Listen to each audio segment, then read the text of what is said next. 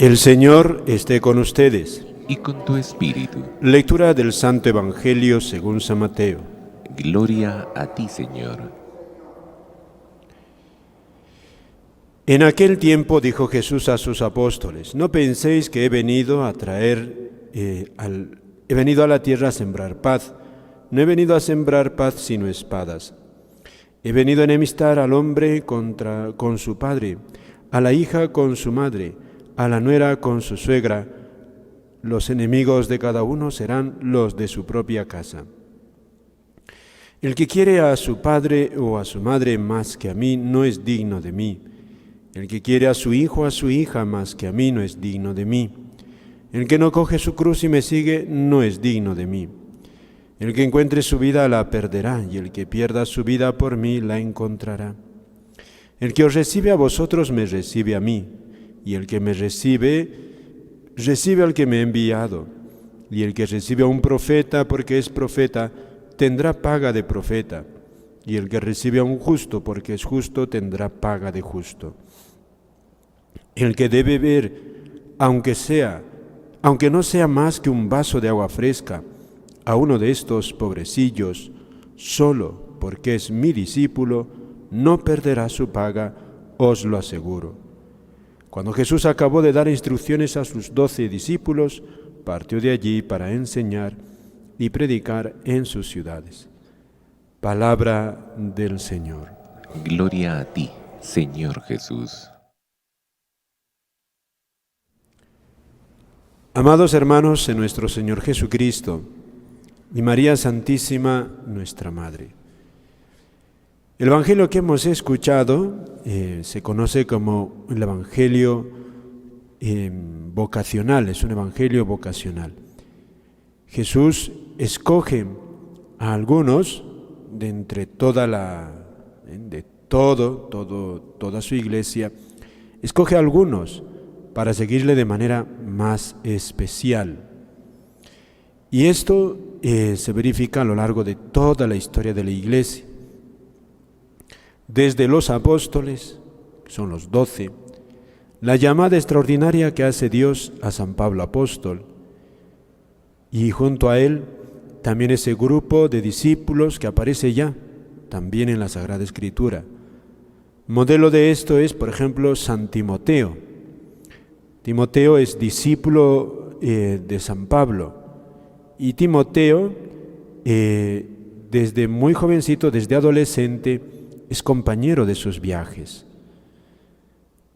Y luego llega a ser obispo Timoteo.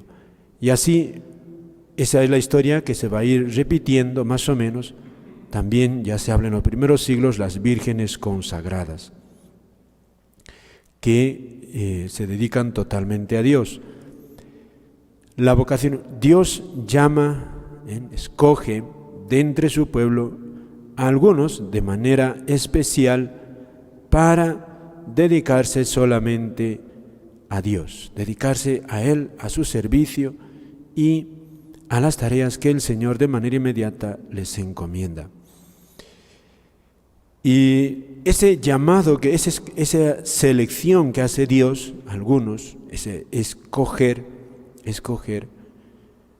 naturalmente, a veces ha producido en las familias un dolor terrorífico. Y es lo que dice aquí Jesús: no he venido a sembrar paz sino espada. ¿Cuántas veces esto se ha verificado, ¿no? El dolor, a veces exagerado, injusto incluso, que la vocación de algunos ha representado para sus papás, ¿no? Incluso para el mismo elegido. ¿Cuántas veces? Ahí está en el mismo Evangelio, como alguno dice: Señor, primero déjame enterrar a mi padre. Te seguiré, pero primero entierro a mis padres. Y Jesús le dice: deja que los muertos entierren a sus muertos. Es decir, Jesús sabe que cuesta, pero cuando llama quiere que haya decisión plena. Por otra parte, la vocación ante todo, ¿qué es en la Iglesia?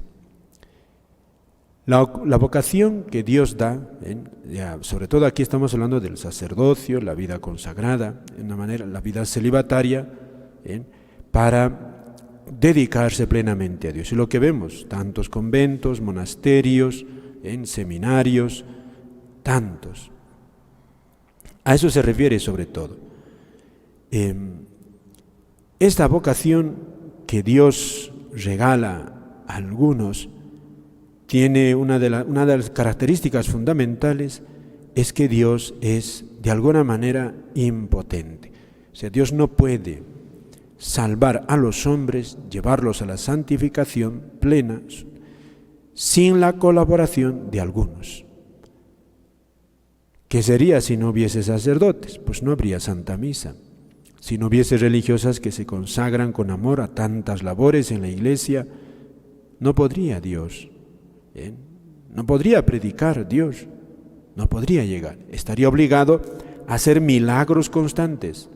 Y Dios, dice San Agustín, no quiere salvarnos sino con nosotros. Necesita nuestra colaboración, nuestra cooperación. Es decir, los 12 apóstoles, es decirnos Dios, yo necesito de estos hombres, necesito de los hombres, y sin ellos no puedo hacer nada. No puedo, necesito. Son frágiles y todo, pero necesitan.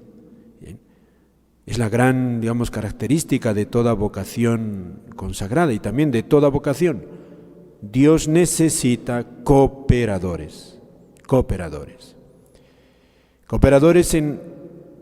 para extender su reino, hacerlo presente, y que esa obra, la redención que Cristo hace, se verifique en generación tras generación. Y en esa elección que Dios hace, tiene que hacerlo de personas concretas, de realidades concretas. Por eso, naturalmente, como dije, a veces a la familia le cuesta, porque no logra captar este aspecto que Él hace nobilísima toda vocación. Ser elegido de Dios de una gran multitud para la obra de la Iglesia. ¿Para qué está la Iglesia en el mundo?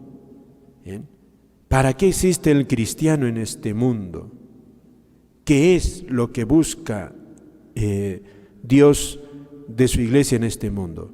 Lo único que busca es salvar a los hombres, darles la salvación eterna. Y eso supone llevarles por camino de santidad. Es la gran obra. Sobre todas las tareas que hay en agricultura, medicina, urbanización, todo lo que haya, que son buenas y muy buenas, pero todo eso tiene como meta nada más este mundo. No trasciende sino acá.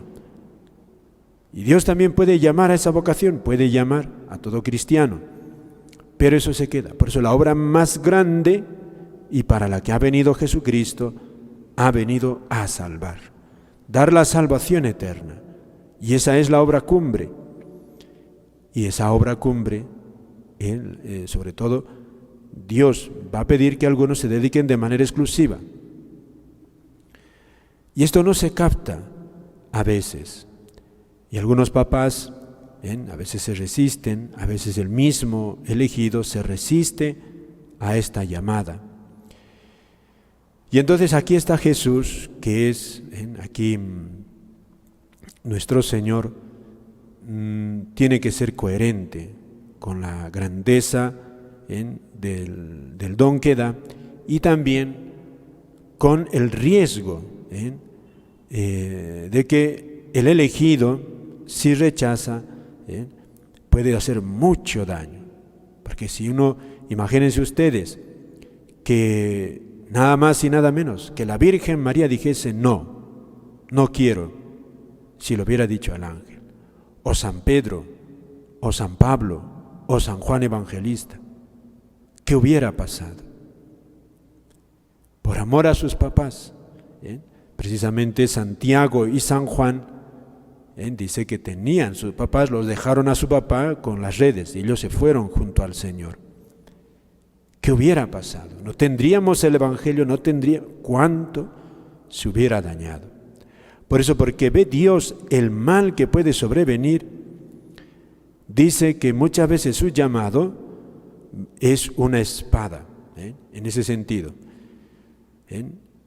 Y lo que dice aquí, enemistar al hombre con su padre, a la hija con su madre, no es que Dios dice tienes que tener enemistad a tus padres, no. No es que también dice no tienes que quererlos. De hecho nos manda honrar padre y madre, nos manda amar a los padres. No es eso. Lo que pasa, podemos tener el peligro de entender esto en un lenguaje actual. El amor es el afecto y el entusiasmo, el gusto. El amor de aquí, que aquí el Señor está hablando, no es el cariño, porque de hecho uno puede tener mucho cariño a sus padres, mucho afecto, pero ese cariño y ese afecto no tenerlo a Dios, porque eso es un cariño humano y un afecto parte de las emociones. Ante todo, aquí lo que el Señor quiere decir es el amor de preferencia, es decir, yo prefiero servir a Dios, hacer su voluntad antes que la voluntad de los que me rodean. Eso es. Y eso muchas veces lo hacemos en cosas chiquitas. Un grupo de amigos, de compañeros, tientan a otro para darse una borrachera. Y entonces este chico, buen cristiano, dice, no, prefiero tenerlos disgustados a ellos que ofender a Dios con la borrachera. Yo les tendré mucha amistad, gustamos lo mismo, pero esto que me piden, no. Y entonces el chico se retira del grupo, regresa a su casa en medio de la burla de sus compañeros. Eso es amor. Ama a sus amigos, pero prefiere hacer la voluntad de Dios, amarle a Dios de esa manera. El amor es adherirse a la voluntad del otro, porque se le sabe bueno, y no tengo yo, no puedo tener la cara de desobedecerle, herirle de esta manera. Y esto en grande, pues muchas veces Dios pide a algunas personas este amor de preferencia, que los papás pueden sufrir, pero uno sabe que tiene ese llamado, esa elección de Dios, y le toca decir sí, aunque haga sufrir a los papás. Por eso esto importa, esta decisión, tomarla con prudencia, meditarla, buscar un buen consejero, y por otra parte, a los papás saber que esto cuesta, normalmente más o menos cuesta. Y un papá y una mamá tienen la obligación no de frenar. Cuidado, si lo frenan, riesgo en que pueden poner la salvación incluso de sus propios hijos.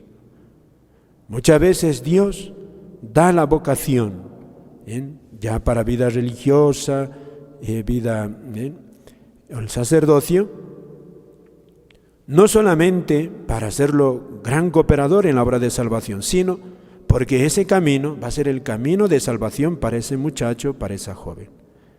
Entonces, cuando un papá y una mamá frenan esa vocación, pueden estar poniendo en riesgo no solo un gran bien para la iglesia, para los mismos jóvenes, sino incluso, quizá, pueden poner en peligro o precipitar esa vocación hacia la condenación si frenan esa decisión.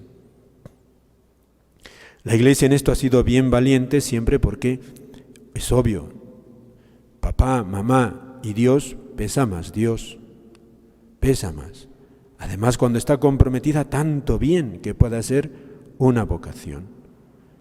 Y de hecho, en la iglesia siempre se tiene en cuenta las palabras del apóstol San Pablo, dice, bueno es el matrimonio, bueno, no es nada malo, en casarse, amarse los cónyuges, en entregarse mutuamente, buscar la prosperidad y vivir una vida santa aquí, es bueno, bueno y santo y hace santos.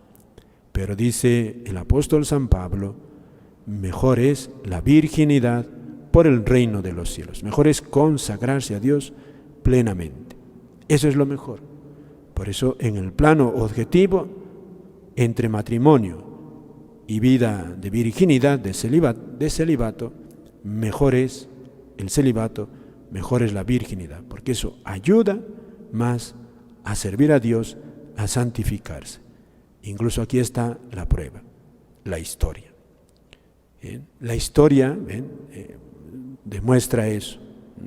De donde ha venido mayor fervor espiritual no ha sido en general de los matrimonios, sino sobre todo de los consagrados a Dios en virginidad, en vocación celibataria. Esa es la historia. Dios es así. En 2000 años ya podemos pensar, es así. Comúnmente es así. Que el Señor pues nos regale también a nuestra iglesia muchas vocaciones.